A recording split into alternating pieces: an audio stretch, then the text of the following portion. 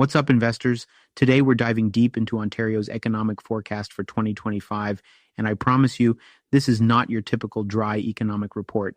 Let's start with the big picture.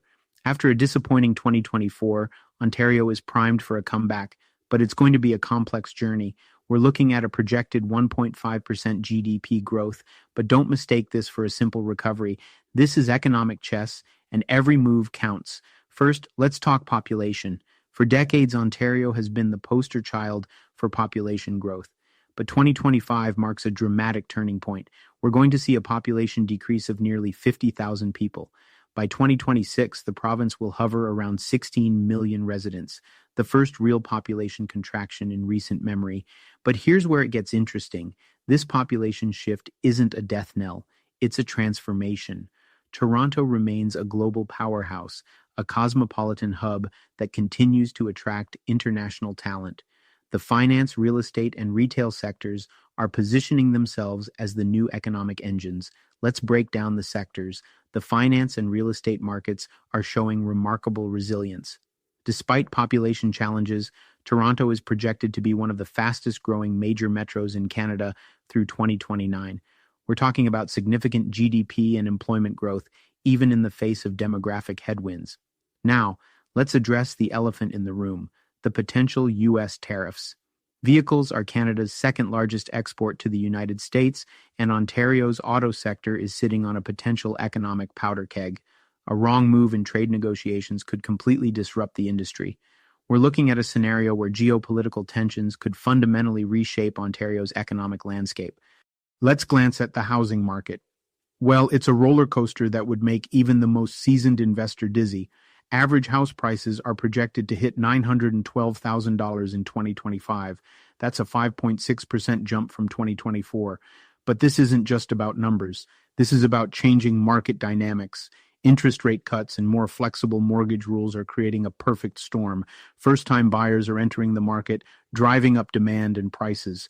The provincial government is responding with strategic interventions like the new 20% flipping tax and middle-income tax cuts. These aren't just economic policies, they're calculated moves to stabilize a volatile market. Employment is another critical factor.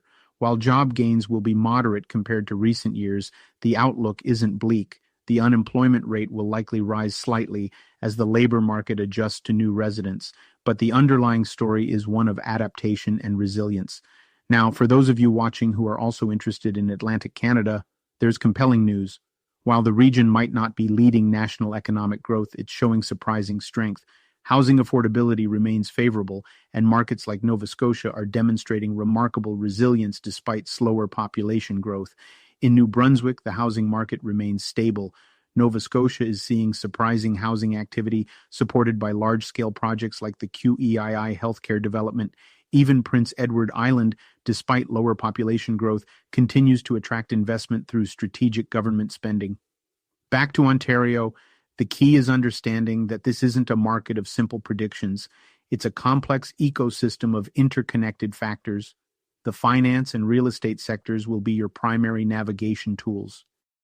Toronto's continued growth as a business and cultural hub means opportunities exist for those willing to look beyond surface-level challenges.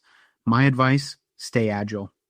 The economic landscape of 2025 rewards those who can read between the lines, who understand that volatility isn't a threat, it's an opportunity. Investors, this is your moment. The game is changing, and knowledge is your greatest weapon. Drop a comment below. What's your strategy for navigating Ontario's economic maze?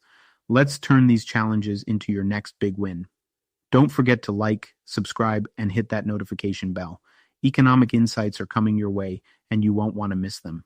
If you're looking to explore investment opportunities in Atlantic Canada or have any questions about real estate and mortgages in Ontario, I'd love to help.